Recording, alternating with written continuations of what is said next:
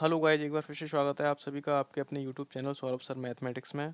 SSC GD constable exam 2022-23 का जो आपका होने वाला है 2023 में, उससे रिलेटेड हमारा यह 22 नंबर सेशन है, जिसमें कि जीके और जीएस से रिलेटेड क्वेश्चंस को कवर किया जाता है और टॉप मोस्ट एमसीक्यू क्वेश्चंस को लिया जाता है। उनसे रिलेटेड जो भी फैक्ट होते हैं उन सभी को भी डिस्कस किया जाता है। यदि आप एसएससी जीडी के साथ साथ अगर KVS, Super TET, railway, police, SSC, SI और यूपी पुलिस की अगर तैयारी कर रहे हैं तो ये सेशन आपके लिए काफ़ी महत्वपूर्ण होने वाला है दोस्तों, क्योंकि यहाँ पर इस सेशन में 25 क्वेश्चंस को लिया जाता है और 25 क्वेश्चंस में से जीएस के जो क्वेश्चन होते हैं वह 10 होते हैं और जनरल साइंस के जो क्वेश्चन होते हैं दोस्तों वह आपके 15 क्वेश्चंस होते हैं। स्टार्टिंग में आपको मिलेंगे जीएस के 10 क्वेश्चन और उसके जो 10 क्वेश्चन जैसे ही ख़त्म हो जाते हैं उसके बाद में मिलते हैं साइंस के क्वेश्चन। तो सेशन को पूरा देखें, स्किप ना करें, क्योंकि ये सेशन काफ़ी महत्वपूर्ण है। इसमें चुनिंदा क्वेश्चंस को ही रखा गया है जो कि आपके पिछले एग्जाम्स में आए हैं और आगे भी आने की उनकी प्रबल संभावना रहती है। तो चलते हैं क्वेश्चन की तरफ। क्वेश्चन नंबर आता है पहला। भारत में परमाणु ऊर्जा कार्यक्रम का प्रारंभ कब से हुआ माना जाता है? तो परमाणु ऊर्जा का जो कार्यक्रम है वह कब से हुआ माना जाता है? ऑप्शंस देख लेते हैं। ऑप्शन ए है 1947 ईस्वी, option B 1948, option C 1945, option D है 1951। तो भारत में जो परमाणु ऊर्जा कार्यक्रम का प्रारंभ हुआ माना जाता है वह कब से माना जाता है, ये आपको बताना है। अब बात कर लेते हैं भारत में परमाणु ऊर्जा कार्यक्रम के बारे में। जो कि परमाणु ऊर्जा कार्यक्रम था उसको कब से कब तक माना जाता है उसके लिए। तो परमाणु ऊर्जा का जो कार्यक्रम चला था, तो भारत का पहला भूमिगत परीक्षण हुआ था, वह कहाँ हुआ था? तो पोखरन में हुआ था। पोखरन।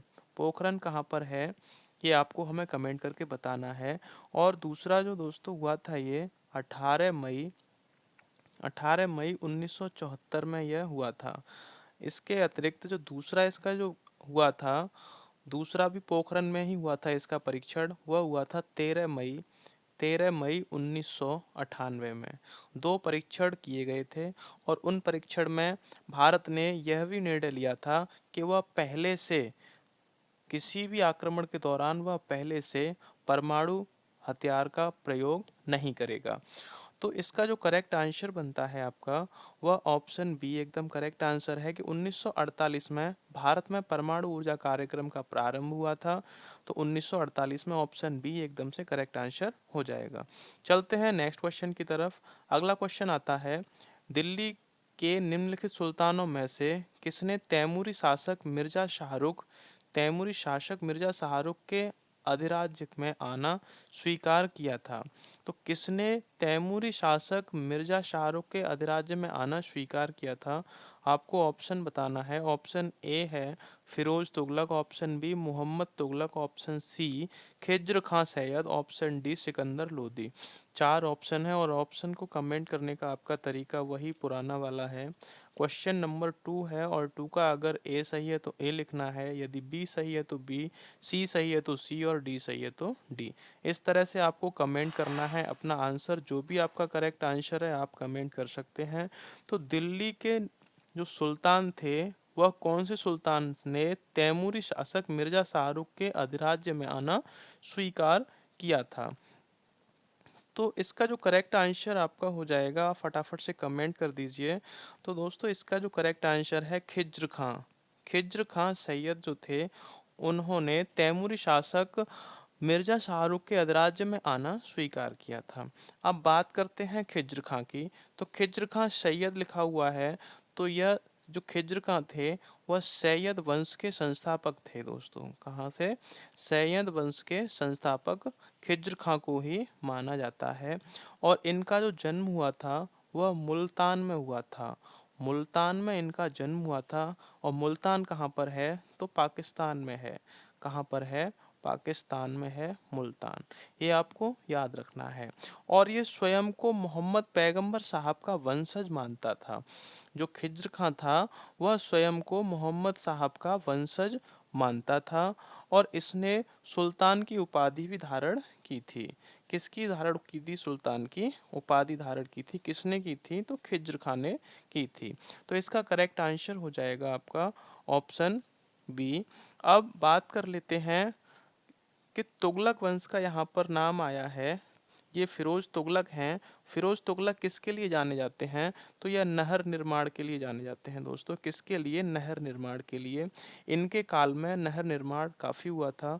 यहाँ पर आते हैं सिकंदर लोदी। सिकंदर लोदी की बात करें तो इन्होंने आगरा शहर की स्थापना की थी।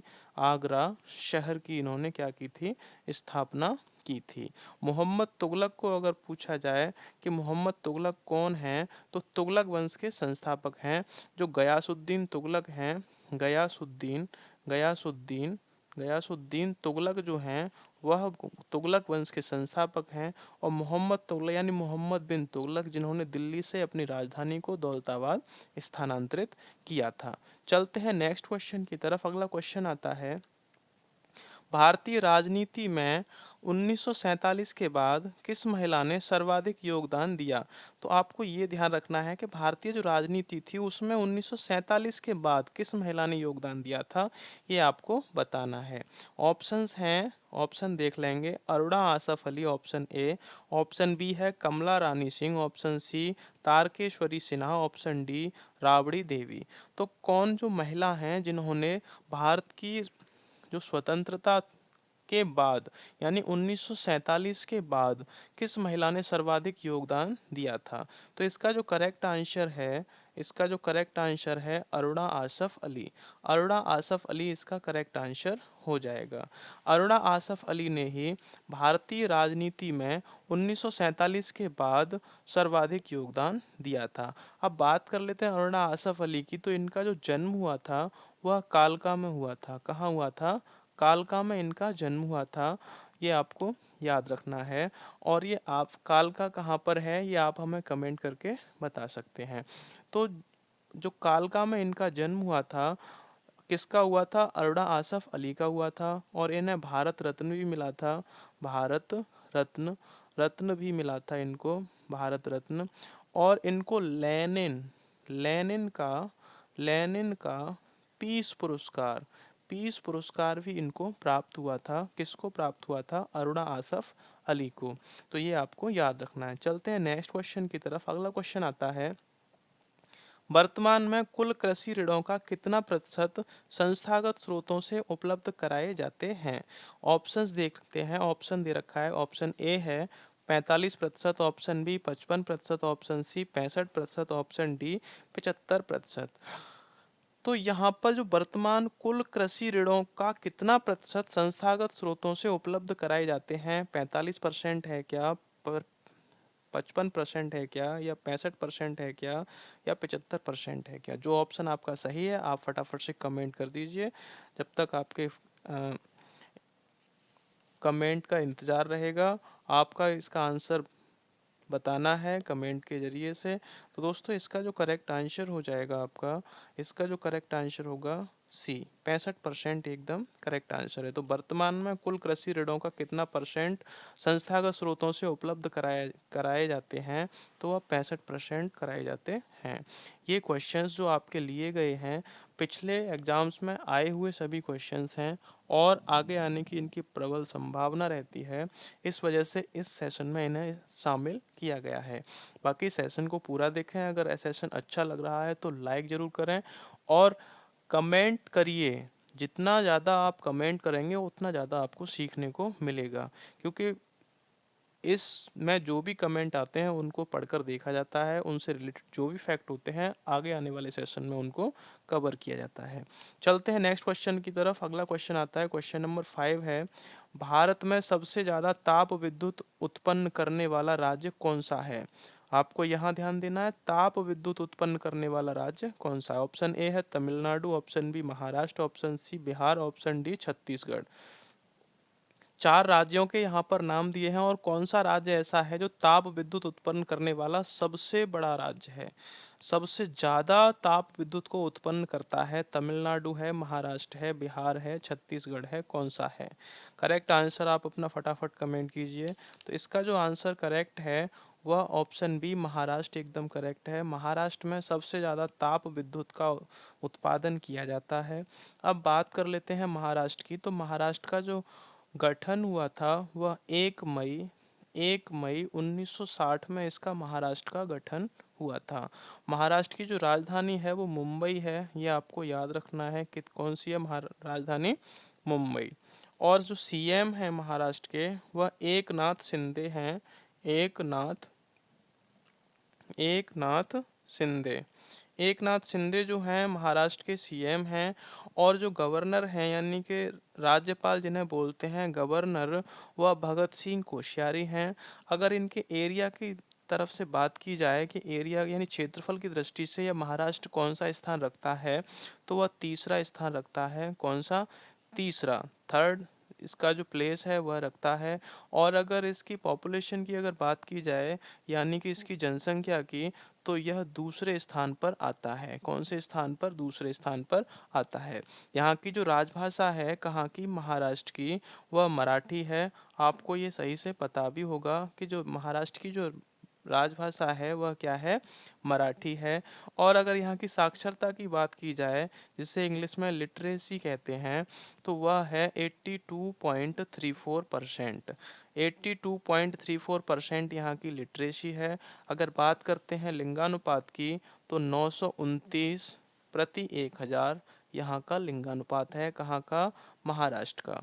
महाराष्ट्र की राजधानी मुंबई, सीएम एकनाथ शिंदे, गवर्नर भगत सिंह कोश्यारी। और इसका क्षेत्रफल की दृष्टि से तीसरा स्थान है, पॉपुलेशन की दृष्टि से दूसरा स्थान है। मराठी भाषा बोली जाती है। लिटरेसी आपकी 82.34% है।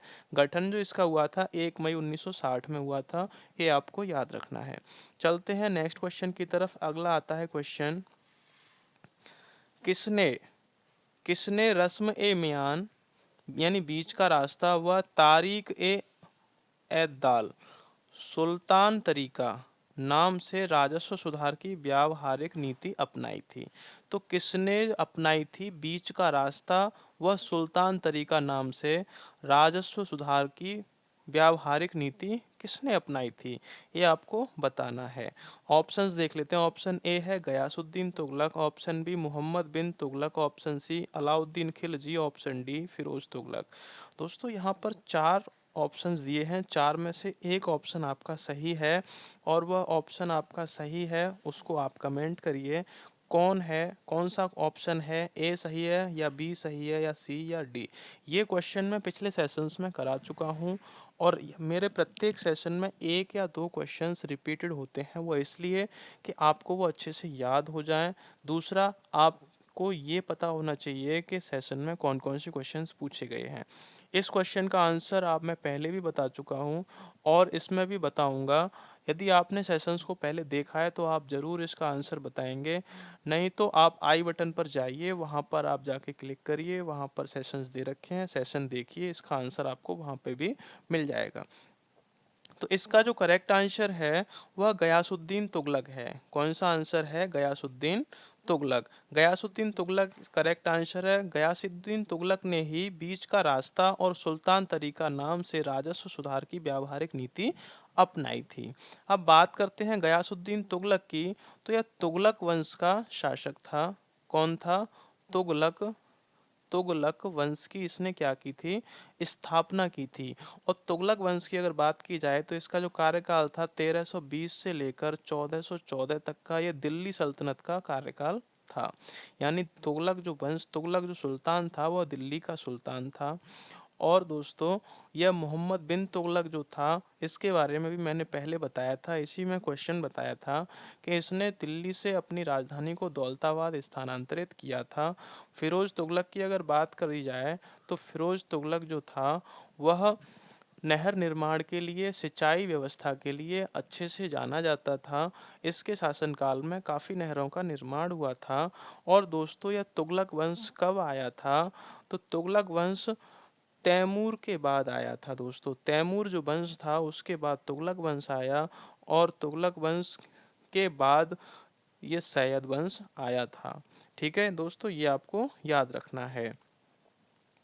तुगलक वंश के बाद तैमूर वंश आया था और तैमूर वंश के बाद सैयद वंश आया था। आपको ये याद रखना है। चलते हैं नेक्स्ट क्वेश्चन की तरफ। अगला क्वेश्चन आता है, किस उग्रवादी नेता ने उदारवादी उदारवादियों के संबंध में कहा था? तो किस उग्रवादी नेता ने उदारवादियों के संबंध में कहा था कि हम साल में एक बार मेंढकों की तरह टर्रा टर्रा कर चुप होते रहे तो हमें कभी अपने प्रयास में सफलता नहीं मिलेगी? किस उदारवादी नेता ने यह कहा था? उग्रवादी नेता ने उदारवादी नेताओं के संबंध में कहा था। ऑप्शंस हैं, option A Lala Lajpat Rai, option B Bal Gangadhar Tilak, option C Bipin Chandrapal, option D इनमें से कोई नहीं। तो किसने कहा था? जो उग्रवादी नेता थे, उदारवादियों के संबंध में ये वर्ड कहा था कि हम साल में एक बार मेंढकों की तरह टर्रा टर्रा कर चुप होते रहे तो हमें कभी अपने प्रयासों में सफलता नहीं मिलेगी। कौन थे वह उग्रवादी, आपको बताना है। तो उग्रवादी यहाँ पर तीनों दे रखे हैं दोस्तों, कि उग्रवादी के नाम से ही जाने जाते थे। लाल बाल पाल, इनकी तीनों की जोड़ी। लाल से लाला लाजपत राय, बाल से बाल गंगाधर तिलक और पाल से बिपिन चंद्र पाल। ये तीनों क्या थे दोस्तों? यह उग्रवादी थे। क्या थे? उग्रवादी थे, यानी कि गरम दल के नेता थे। इनमें से किसने कहा था, ये आपको बताना है। तो इसका करेक्ट जो आंसर है बाल गंगाधर तिलक। दोस्तों ऑप्शन बी एकदम से राइट आंसर है इसका। ऑप्शन बी, बाल गंगाधर तिलक ने ही उदारवादियों के प्रति कहा था, संबंध में कहा था कि यदि हम साल में एक बार मेंढकों की तरह टर्रा टर्रा कर चुप होते रहे तो हमें अपने प्रयासों में सफलता कभी नहीं मिलेगी। ये उनका कहना था। अब बात कर लेते हैं बाल गंगाधर तिलक की। तो बाल गंगाधर तिलक को लोकमान्य की उपाधि मिली थी। लोकमान्य के नाम से भी इनको जाना जाता है, लोकमान्य के नाम से। और इन्हें भारतीय अशांति का पिता, भारतीय अशांति अशांति का पिता भी कहा जाता है, भारतीय अशांति का पिता। इनका जो जन्म हुआ था महाराष्ट्र में हुआ था। कहाँ हुआ था? महाराष्ट्र में हुआ था इनका जन्म जो हुआ था। और इनका जो नारा था वह नारा आपको याद रखना है, क्योंकि ये क्वेश्चन बनकर उभरता है नारा, कि स्वराज मेरा जन्म सिद्ध अधिकार है और मैं इसे लेकर रहूंगा। स्वराज मेरा जन्म सिद्ध अधिकार है और मैं इसे लेकर रहूंगा। यह नारा किसने दिया था? तो यह बाल गंगाधर तिलक ने दिया था। किसने दिया था दोस्तों? बाल गंगाधर तिलक ने इस नारे को दिया था। इन्हें लोकमान्य के नाम से भी जाना जाता है। इन्हें भारतीय अशांति का पिता भी कहा जाता है। और इनका जो जन्म हुआ था महाराष्ट्र में हुआ था। इनका नारा भी आपको पता चल गया। चलते हैं दोस्तों नेक्स्ट क्वेश्चन की तरफ। अगला क्वेश्चन आता है, राष्ट्रपति को वेतन के अलावा प्रतिमाह कितना वेतन प्राप्त होता है? सॉरी, राष्ट्रपति को भत्ते के अलावा कितना वेतन प्राप्त होता है, ये आपको बताना है। आपको ये मैंने कई बार अपडेट करा दिया है कि राष्ट्रपति को क्या वेतन मिलता है भत्तों के अलावा। और यहाँ पर ऑप्शंस दे रखे हैं, उन ऑप्शंस के हिसाब से आपको अपना आंसर कमेंट करना है। तो यहाँ ऑप्शन ए है 80,000 रुपये, ये प्रति माह है। ऑप्शन बी है 90,000 रुपये, ऑप्शन सी है 1 लाख रुपये, ऑप्शन डी है 1,50,000 रुपये। चार ऑप्शन हैं दोस्तों, यहाँ पर चार में से आपको एक आंसर कमेंट करना है और आपको भारत के राष्ट्रपति के वेतन के बारे में बताना है। होता है यानी प्रेजेंट में कितना है, वर्तमान में जो भारत के राष्ट्रपति का जो वेतन है वह कितना है, ये आपको बताना है। तो यहाँ पर बात कर लेते हैं अब राष्ट्रपति की, कि राष्ट्रपति कौन है वर्तमान में। तो राष्ट्रपति जो हैं द्रौपदी मुर्मू हैं दोस्तों। कौन है? द्रौपदी मुर्मू। द्रौपदी मुर्मू आदिवासी पहली महिला राष्ट्रपति हैं, द्रौपदी मुर्मू। और महिलाओं की संख्या में अगर इनकी बात की जाए तो यह दूसरे नंबर पर आती हैं, सेकंड नंबर पर यह आती हैं। और इनका जो जन्म स्थान है वह उड़ीसा में है। कहाँ पर है? उड़ीसा में। उड़ीसा इनका जन्म स्थान है। क्रम के हिसाब से अगर बात की जाए इनकी, तो यह 15वीं राष्ट्रपति हैं भारत की। कौन सी राष्ट्रपति हैं? 15वीं। अगर पहले राष्ट्रपति की बात की जाए तो डॉक्टर राजेंद्र प्रसाद भारत के प्रथम राष्ट्रपति थे। कौन थे? भारत के प्रथम राष्ट्रपति डॉक्टर राजेंद्र प्रसाद थे।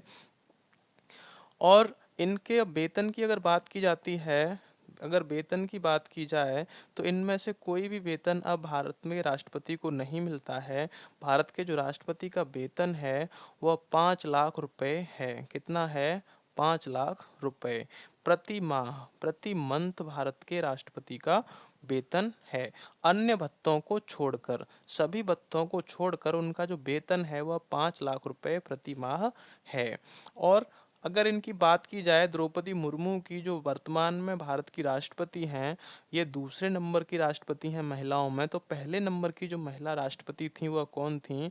तो वह प्रतिभा प्रतिभा देवी देवी सिंह पाटिल थी, भारत की पहली महिला राष्ट्रपति। ये आपको याद रखना है। दूसरा यहाँ पर बात करते हैं उपराष्ट्रपति की। तो उपराष्ट्रपति कौन है जो राज्यसभा के सभापति होते हैं? तो वह जगदीप जगदीप धनखड़ हैं। कौन है? जगदीप धनखड़। आपको ये भी याद रखना है। चलते हैं नेक्स्ट क्वेश्चन की तरफ। तो इसका आंसर इसमें से कोई सा भी नहीं है। ऑप्शन में कोई आंसर नहीं है। उनका जो आंसर है 5 लाख है। 5 लाख रुपए प्रति माह वेतन मिलता है। चलते हैं नेक्स्ट क्वेश्चन की तरफ। अगला क्वेश्चन आता है, ऋग्वेद में निम्नलिखित किन नदियों का उल्लेख अफगानिस्तान के साथ आर्यों के संबंध का सूचक है? तो अफगानिस्तानियों के साथ आर्यों के संबंध का सूचक है, किन नदियों का उल्लेख किया गया है? तो ऑप्शन ए है अस्किनी, ऑप्शन बी है पुरुषणी, ऑप्शन सी है कुभ क्रम, ऑप्शन डी है विपास शतुद्री। चार ऑप्शंस दिए हैं इसमें। चार ऑप्शंस में से आपका एक आंसर करेक्ट है और वह आपको बताना है कौन सी जो नदियां हैं कौन सी हैं जिनका जो संबंध है वह अफगानिस्तान के साथ आर्यों का संबंध है। बताना है। ऑप्शन ए है Asikni, option B Parushni, option C Kubha Krumu, option D है विपास शतुद्री। फटाफट से इसका आंसर आप कमेंट कर दीजिए।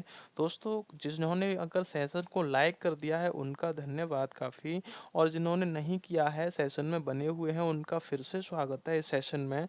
तो सेशन में बने रहिए। एक क्वेश्चन के बाद यहाँ पर साइंस की सीरीज आने वाली है, उसके 15 क्वेश्चंस को फटाफट अंदाज में कवर किया जाएगा।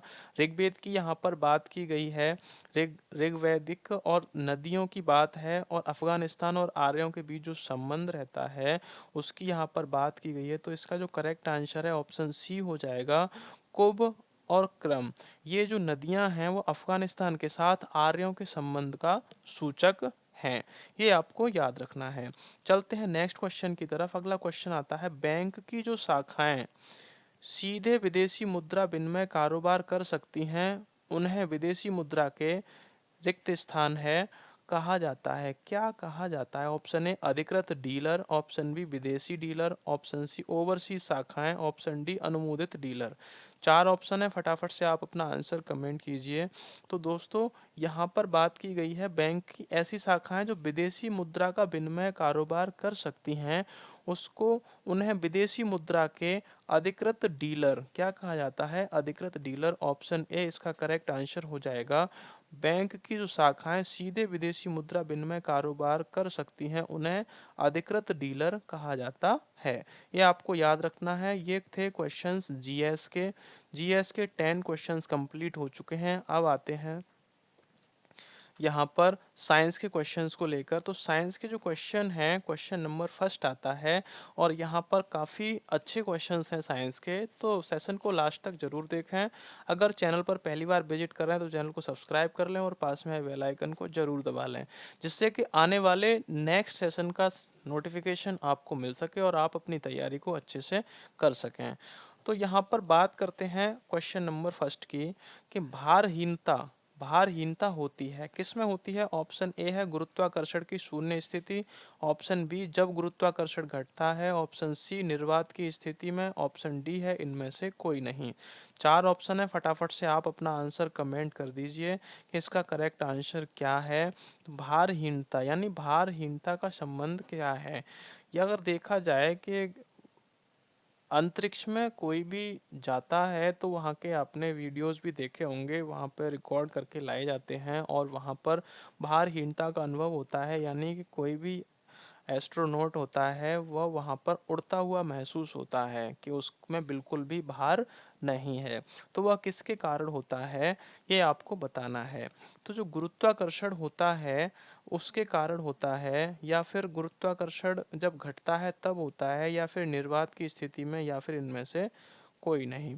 देखिए यहाँ पर बात आती है निर्वात की स्थिति की, तो निर्वात की स्थिति में अगर कितना भी हल्का कोई कण क्यों न सही, अगर वह है तो वह गुरुत्वाकर्षण बल के द्वारा नीचे की तरफ एकदम से गिर जाएगा। उसको निर्वात इसमें भारहीनता का अनुभव नहीं कर सकती। और बात आती है इसमें गुरुत्वाकर्षण की, तो गुरुत्वाकर्षण की अगर शून्य स्थिति है तो समझ लीजिए कि वह भारहीनता महसूस करता है। और वहाँ पर जो अंतरिक्ष में रहते हैं वहाँ पर गुरुत्वाकर्षण नहीं होता है, इसी वजह से वहाँ पर भारहीनता का अनुभव किया जाता है। तो इसका जो करेक्ट आंसर हो जाएगा ऑप्शन ए हो जाएगा। तो फर्स्ट क्वेश्चन का आंसर करेक्ट हो चुका है। चलते हैं नेक्स्ट क्वेश्चन की तरफ। अगला क्वेश्चन आता है, हीरा चमकदार दिखाई देता है। ये सही बात है, हीरा जो है चमकदार दिखाई देता है। अब किसके कारण दिखाई दे रहा है, यहाँ पर बात करते हैं। तो ऑप्शन ए है परावर्तन के कारण, ऑप्शन बी अपवर्तन के कारण, ऑप्शन सी प्रकीर्णन के कारण, ऑप्शन डी सामूहिक आंतरिक परावर्तन के कारण। चार ऑप्शन है, फटाफट से आप अपना आंसर कमेंट कर दीजिए जो भी आपका आंसर है। क्वेश्चन नंबर 2 है, हीरा क्या है। तो हीरा जो है, अब बात कर लेते हैं हीरा की। तो हीरा कार्बन का अपर रूप है। क्या है, कार्बन का अपर रूप है हीरा, अपर रूप है। किसका, कार्बन का अपर रूप है हीरा। और कार्बन का शुद्धतम रूप भी हीरा होता है। क्या है, कार्बन का अपर रूप है, कार्बन का शुद्धतम रूप भी हीरा है। और हीरे की अगर भारत में बात की जाए कहाँ मिलता है, तो हीरा मध्य प्रदेश के, एमपी के, मध्य प्रदेश के पन्ना जिले से, कहाँ से, पन्ना, पन्ना जिले से निकाला जाता है। क्या निकाला जाता है, हीरे को कहाँ से निकाला जाता है, तो मध्य प्रदेश के पन्ना जिले से हीरे को निकाला जाता है। अब यहाँ पर बात कर रहे हैं कि हीरा चमकदार दिखाई देता है परावर्तन के कारण, अपवर्तन के कारण, प्रकीर्णन के कारण और सामूहिक आंतरिक परावर्तन के कारण।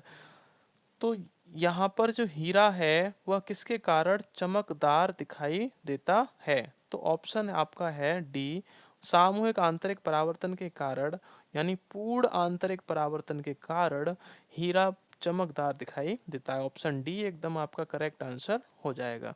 चलते हैं नेक्स्ट क्वेश्चन की तरफ। अगला क्वेश्चन आता है, यदि किसी ऐनक के लेंस का पावर 2 डायोप्टर हो तो इसकी फोकस दूरी कितनी होगी।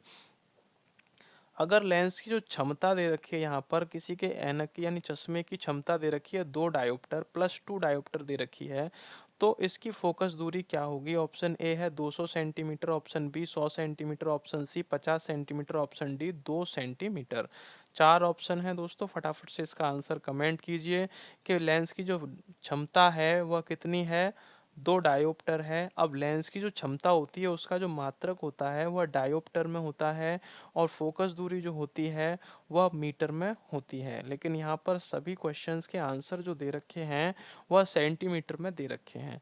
तो आपको मैं बताना चाहूँगा इसका आंसर बताने से पहले कि क्षमता का जो सूत्र होता है, क्षमता क्षमता का जो सूत्र होता है वह 1/, फोकस दूरी होता है आपका। फोकस फोकस दूरी कितना होता है, फोकस दूरी, और वो किस में होता है, मीटर में होता है। किस में, मीटर में। तो अब क्या दे रखी है, क्षमता दे रखी है, और क्या निकालना है, फोकस दूरी निकालनी है। तो फोकस दूरी बराबर हो जाएगा 1/p। तो ये आपका आ जाएगा 1/p की जगह 2 आ जाएगा, और ये मीटर में है तो ये कितना हो जाएगा, आप लगाइए फटाफट से। तो ये 100 हो जाएगा ऊपर, 100 का 2 में डिवाइड करेंगे तो 50 सेंटीमीटर इसका आंसर आ जाएगा। तो यहाँ पर ऑप्शन सी एकदम करेक्ट आंसर हो जाएगा। कौन सा, ऑप्शन सी। अगर कोई ऐनक का लेंस का पावर 2 डायोप्टर है, तो यहाँ लेंस की क्षमता या लेंस की पावर तो इसको P से डिनोट किया गया है, फोकस दूरी को F से डिनोट किया गया है, और यहाँ पर जो इसकी आता है हमारा मीटर में आता है, मीटर को हमने सेंटीमीटर में कन्वर्ट किया तो 1 का 1 मीटर में 100 सेंटीमीटर, तो 100 यहाँ पर हमारा हो गया, 2 आ गया हमारा नीचे, तो ये 50 बार इससे ब्रेक हो जाएगा। और यहाँ पर है ये, तो फोकस दूरी कितनी होगी, तो फोकस दूरी हमारी 50 सेंटीमीटर हो जाएगी। अगर क्षमता निकलवाना चाहता है फोकस दूरी देकर तब भी यही सूत्र लगेगा, आपको ये ध्यान रखना है। चलते हैं नेक्स्ट क्वेश्चन की तरफ। अगला क्वेश्चन आता है झूठा सोना के नाम से जाना जाता है। तो किसको झूठा सोना के नाम से जाना जाता है? ऑप्शंस दे रखे हैं। Option A SnS2, option B FeS2, option C है FeCl2, ऑप्शन डी है Fe2O3। चार ऑप्शन है, फटाफट से आंसर कमेंट कीजिए। झूठा सोना जो गोल्ड होता है, झूठा सोना होता है, जिसे आर्टिफिशियल सोना कहते हैं, वह कौन सा उसका यहाँ पर रासायनिक नाम है, रासायनिक सूत्र कौन सा है, ये आपको बताना है। Option A, option B, option C, option D. चार ऑप्शंस आपके सामने दे रखे हैं। SnS2, FeS2, FeCl2, Fe2O3। फटाफट से इसका आंसर कमेंट कीजिए। तो इसका जो करेक्ट आंसर आपको बताना है, इसका जो करेक्ट आंसर है ऑप्शन बी है FeS2। FeS2 FeS2 को ही झूठा सोना के नाम से जाना जाता है। चलते हैं नेक्स्ट क्वेश्चन की तरफ। अगला क्वेश्चन आता है, क्वेश्चन नंबर 5 है, निम्नलिखित में से कौन सी घटना तरंगों द्वारा प्रदर्शित नहीं की जाती है? कौन सी घटना ऐसी है जो तरंगों द्वारा प्रदर्शित नहीं की जाती है, यानी कि वो तरंग की, उसकी प्रकृति जो होती है वह तरंग की नहीं होती है? ऑप्शन देख लेते हैं। ऑप्शन कौन कौन से हैं? ऑप्शन ए परावर्तन, ऑप्शन बी अपवर्तन, ऑप्शन सी ध्रुवण, ऑप्शन डी है आपका विवर्तन। चार ऑप्शन है, फटाफट से आंसर कमेंट कीजिए, इसका क्या आंसर हो जाएगा। तो परावर्तन, अपवर्तन और ध्रुवण ये आपके आते हैं प्रकाश से रिलेटेड हैं। किससे? प्रकाश से। और आपका जो विवर्तन है वो भी प्रकाश से रिलेटेड है, लेकिन ये तीनों जो चलते हैं तरंग प्रकृति में चलते हैं। किस में चलते हैं? तरंग प्रकृति में चलते हैं। अगर बात की जाए यहाँ पर विवर्तन की, तो विवर्तन को आप समझने की कोशिश करना कि ये कोई प्रकाश यहाँ पर है, क्या है प्रकाश, और यहाँ पर कोई हमारा ये पॉइंट है, और यहाँ से ये खुला हुआ है थोड़ा सा। कितना खुला हुआ है? थोड़ा सा खुला हुआ है। तो यहाँ से होकर जो प्रकाश हमारा एंटर करेगा इस खाली क्षेत्र में, तो इस तरह से वो फैल जाएगा। किस तरह से? इस तरह से टॉर्च की तरह वह फैल जाएगा। तो इस तरह से वो आगे निकल जाएगा। इस तरफ से अगर प्रकाश की किरणें ये जा रही हैं और इधर कोई छेद मिलता है इनको, तो वह इस तरह से हर तरफ वह फैलता हुआ चला जाएगा। तो यह जो घटना होती है वह विवर्तन की घटना होती है। तो इसका जो करेक्ट आंसर हो जाएगा दोस्तों, वह ऑप्शन डी विवर्तन ही इसका करेक्ट आंसर हो जाएगा। क्योंकि प्रकाश का कण का सिद्धांत भी होता है और प्रकाश का तरंग सिद्धांत भी है। तो आपको इसका जो करेक्ट आंसर करना है ऑप्शन डी करना है। कौन सी घटना तरंग द्वारा प्रदर्शित नहीं की जाती है? तो विवर्तन की जो घटना होती है वह तरंग द्वारा प्रदर्शित नहीं की जाती। चलते हैं नेक्स्ट क्वेश्चन की तरफ। अगला क्वेश्चन आता है, दो वेक्टर जिनका मान अलग है। क्या है? जिनका मान अलग है तो उनकी दिशा अलग होगी, उनका परिणामी शून्य नहीं हो सकता, उनका परिणामी शून्य होगा, उपर्युक्त में से कोई नहीं। चार ऑप्शन है, फटाफट आंसर कमेंट कीजिए दोस्तों कि इसका जो आंसर होगा वह क्या होगा। दो वेक्टर हैं, वेक्टर आपने पढ़े होंगे। वेक्टर अगर इंटरमीडिएट में भी आते हैं, यानी कि 12th क्लास में पढ़ाए जाते हैं फिजिक्स में, और मैथ में भी पढ़ाए जाते हैं वेक्टर एनालिसिस के नाम से। तो दो वेक्टर हैं जिनका मान अलग है, यानी कि जो वैल्यू है उनकी वह डिफरेंट हैं। और तो क्या होगा? ऑप्शन ए है उनकी दिशा अलग होगी, या उनका परिणामी शून्य नहीं हो सकता, या उनका परिणामी शून्य होगा, या उपर्युक्त में से कोई नहीं। चार ऑप्शन है, फटाफट आंसर कमेंट कीजिए, इसका आंसर क्या होगा। तो अगर उनकी वैल्यू अलग अलग दी है तो उनका परिणामी कभी शून्य नहीं होगा, ये आपको याद रखना है। जैसे कि एक वेक्टर का मान 4 है, दूसरे का 6 है। तो यहाँ पर सीधा सीधा बोला है कि यहाँ पर जिनका मान अलग है तो 6 में से 4 जाएगा, तो 2 इसका करेक्ट आंसर आ जाएगा। अगर वो कहता कि मान समान है तो 4 माइनस 4 कर दीजिए, तो आपका हो जाएगा 0। तो शून्य हो सकता था, लेकिन यहाँ पर मान अलग अलग हैं तो उनका परिणामी कभी शून्य नहीं होगा। नेक्स्ट क्वेश्चन आता है, 7 नंबर है, जलते पेट्रोल की पानी नहीं बुझा पाता है आग। तो जलते पेट्रोल को पानी नहीं बुझा पाता है, क्यों नहीं बुझा पाता है? अगर पेट्रोल हमारा जल रहा है, उस पे अगर पानी का छिड़काव करते हैं, तो वह आग बुझा नहीं पाता है। किसकी? पेट्रोल की। तो वही उसका कारण बताना है। क्वेश्चन बड़ा है, थोड़ा-सा छोटा कर लेते हैं, जिससे कि सभी के पूरे इसके ऑप्शंस दिख जाएँ। तो पेट्रोल जल रहा है, उसको पानी आग नहीं बुझा पाता है, क्यों? ऑप्शंस दे रखे हैं। ऑप्शन ए है पेट्रोल और जल के मिश्रण में ज्वलनशील रसायन उत्पन्न होता है। ऑप्शन बी है जलता हुआ पेट्रोल पानी को तुरंत भाप बना देता है। ऑप्शन सी है अपने सापेक्ष कम घनत्व के कारण पेट्रोल पानी पर तैरता है। ऑप्शन डी है जलते हुए पेट्रोल से संपर्क पर जल ऑक्सीजन छोड़ता है जो जलने में सहायक होती है। 4 ऑप्शंस दिए हैं, फटाफट से आंसर कमेंट कीजिए। ये काफ़ी अच्छा क्वेश्चन है, काफ़ी एग्जाम्स में पूछा गया है। ऐसा नहीं है कि ये सीरीज़ केवल एसएससी जीडी से रिलेटेड है तो उसी के लिए महत्वपूर्ण रहेगी। ये सीरीज आपके प्रत्येक एग्जाम के लिए महत्वपूर्ण है। यदि आप इसको देखते हो तो आपको 100% लाभ होने वाला है अपने एग्जाम्स में। तो दोस्तों यहाँ पर बात चल रही थी जलते पेट्रोल की पानी नहीं बुझा पाता है आग। तो जलते जो पेट्रोल की में आग लगी हुई है तो पानी कैसे बुझा पाएगा आग? पानी में क्या कंडीशन होती है, पेट्रोल और पानी का जो रिलेशन होता है वह कैसा होता है? तो यहाँ पर जो आपका ऑप्शन हो जाएगा, ऑप्शन बताइए फटाफट से कौन सा हो जाएगा? तो ये इनके जो घनत्व होता है, जो डेंसिटी होती है उसके ऊपर डिपेंड करता है। तो पेट्रोल की जो डेंसिटी होती है वह पानी से कम होती है। पेट्रोल की डेंसिटी पानी से कम होती है और इसी वजह से पेट्रोल पानी पर तैरता रहता है और उसमें आग लग जाए तो उसमें जलता रहता है। इसी वजह से पानी पेट्रोल की आग को नहीं बुझा पाता है। तो इसका करेक्ट आंसर है अपने सापेक्ष कम घनत्व के कारण पेट्रोल पानी पर तैरता है, इसीलिए वह जलता रहता है और पानी पेट्रोल की आग को नहीं बुझा पाता है। नेक्स्ट क्वेश्चन की तरफ चलते हैं। अगला क्वेश्चन आता है निम्नलिखित में से कौन सा एक प्रकृति में अनुचुंबकीय है? तो कौन सा है ऐसा जो कि प्रकृति में अनुचुंबकीय है, आपको बताना है। ऑप्शंस देख लेते हैं। ऑप्शन ए है लौह, ऑप्शन बी है नाइट hydrogen, option C oxygen, option D nitrogen.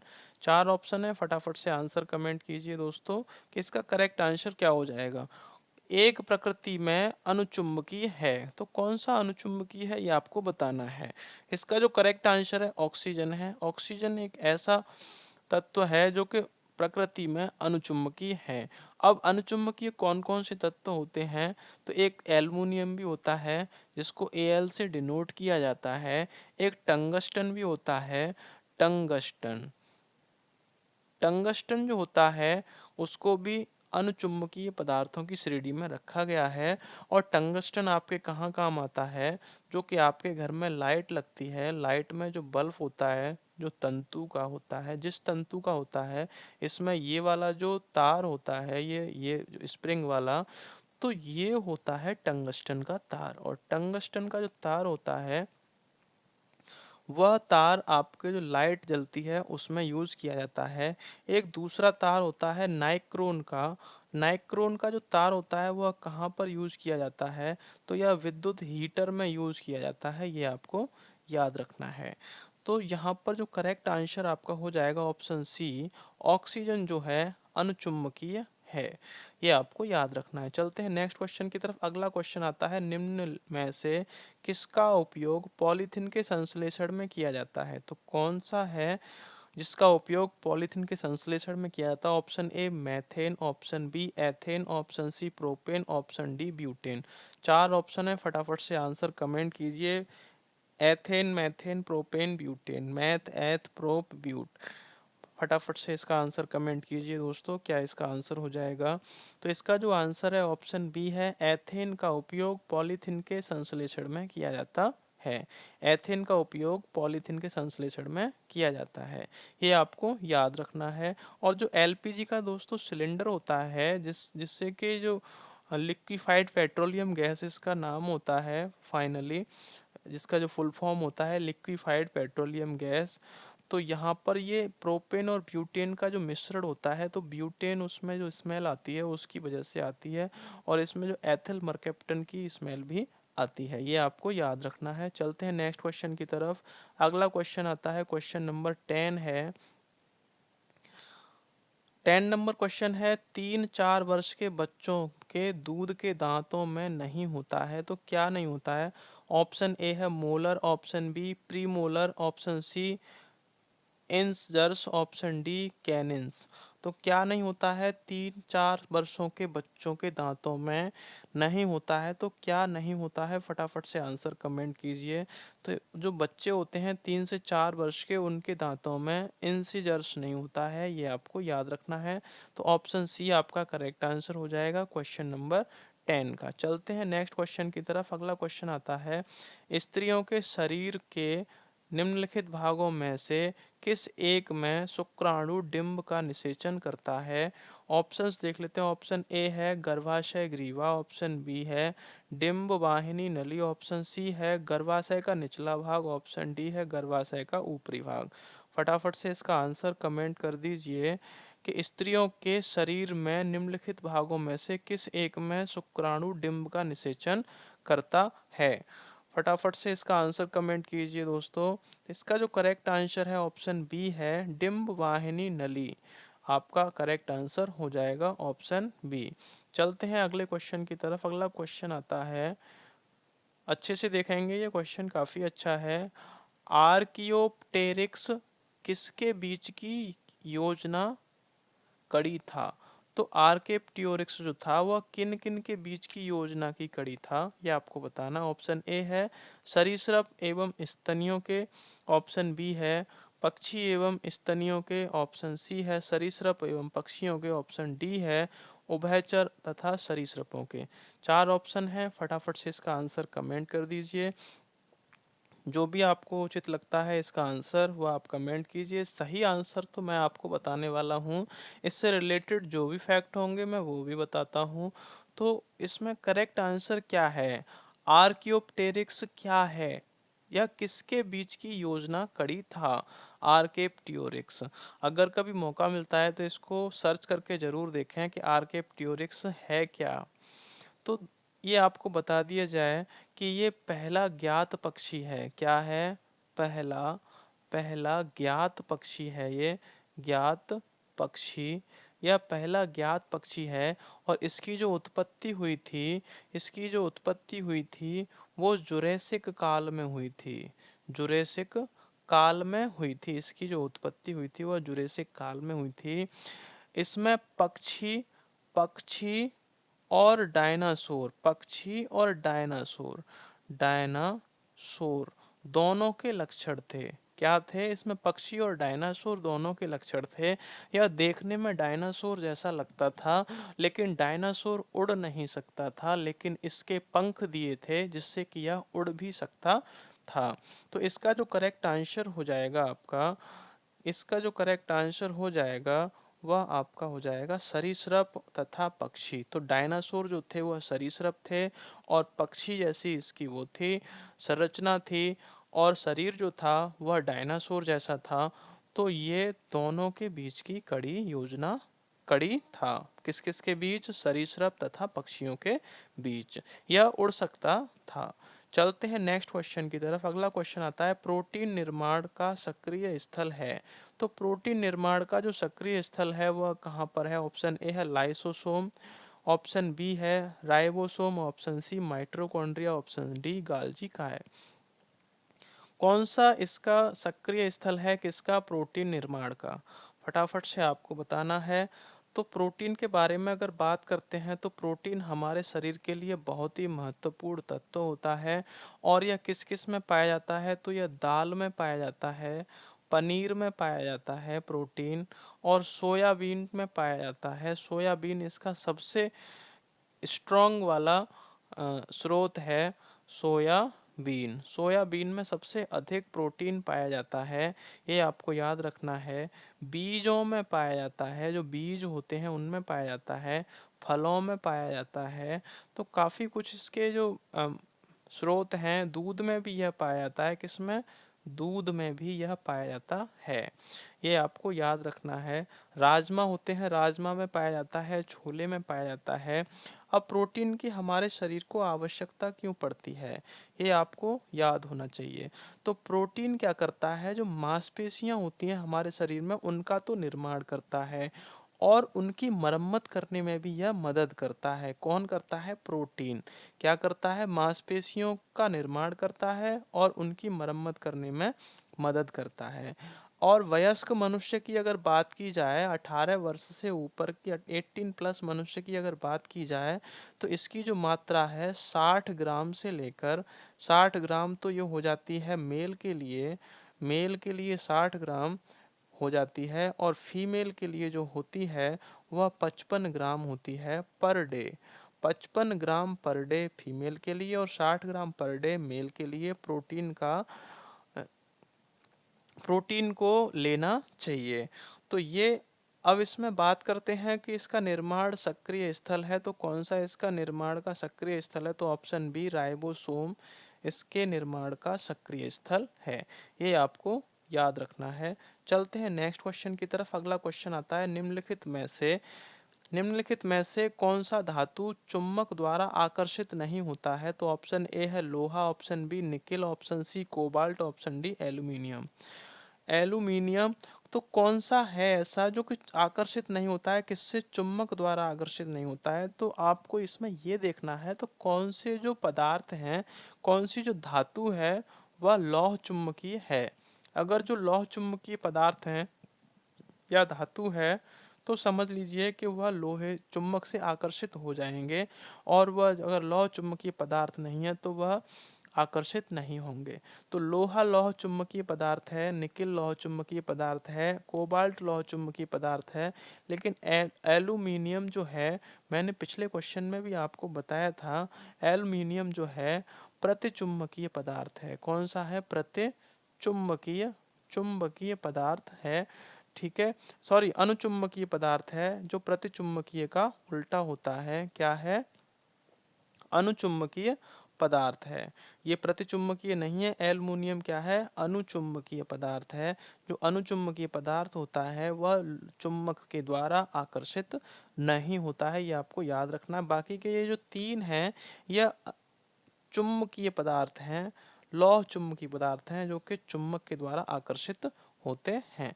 चलते हैं नेक्स्ट क्वेश्चन की तरफ। अगला क्वेश्चन आता है, इस सेशन का ये लास्ट क्वेश्चन है। ऑरेकल है। ऑरेकल क्या है? ऑप्शन ए है ऑरेकल एक प्रचालन तंत्र है, ऑप्शन बी है शब्द संसाधन सॉफ्टवेयर है, ऑप्शन सी है वर्ल्ड वाइड वेब है, ऑप्शन डी है इनमें से कोई नहीं। चार ऑप्शन दिए हैं फटाफट से, और ये लास्ट क्वेश्चन है। दोस्तों, आपको बता दिया जाए कि इस सेशन में 25 क्वेश्चंस को कवर किया जाता है। यह सेशन प्रतिदिन शाम को 7 बजे स्टार्ट होता है, और जब तक सारे फैक्ट क्लियर नहीं हो जाते तब तक यह चलता रहता है। आपसे उम्मीद की जाती है कि आप बढ़ चढ़कर इसके आंसर कमेंट करेंगे और सेशन को लाइक ज़रूर करेंगे यदि आपको अच्छा लगता है तो।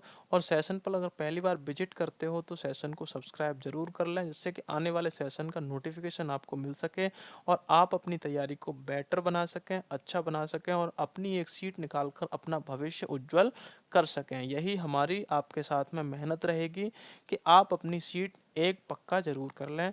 तो ओरेकल क्या है? ओरेकल आपको बताना है। ओरेकल है क्या? एक प्रचालन तंत्र, एक शब्द संसाधन सॉफ्टवेयर, या वर्ल्ड वाइड वेब, या इनमें से कोई नहीं। चार ऑप्शन है, फटाफट से इसका आंसर कमेंट कर दीजिए दोस्तों। तो इसका ऑप्शन बी आंसर सही हो जाएगा। शब्द संसाधन सॉफ्टवेयर एकदम करेक्ट आंसर है इसका। ऑप्शन बी ओरेकल क्या है? शब्द संसाधन सॉफ्टवेयर है। ये आपको याद रखना है। तो यह थे 25 क्वेश्चंस जो कि आपके एग्जाम से रिलेटेड हैं और उनको फैक्ट टू फैक्ट क्लियर किया गया है। आपसे भी आंसर लिए गए हैं। जिन्होंने भी इसमें पार्टिसिपेट किया है उसका बहुत बहुत धन्यवाद। और फिर हर सेशन में उसका सभी का स्वागत है जो भी सेशन में पार्टिसिपेट करते हैं। तो आशा करता हूँ कि यह सेशन आपको अच्छा लगा होगा। लाइक ज़रूर करें। मिलते हैं नेक्स्ट सेशन में, तब तक के लिए नमस्कार।